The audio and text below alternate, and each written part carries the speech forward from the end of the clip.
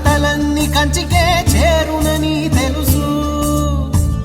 తెలుసు తెర తొలుగుతుందని తెలుసు తెల్లారుతుందని తెలుసు ఈ కట్టె పుట్టుకుమంటదని తెలుసు ఈ మట్టి మట్టిలో కలిసిపోతదని ఇన్ని తెలిసి ఇరకాటంలో పడిపోతావు ఎందుకని మాయా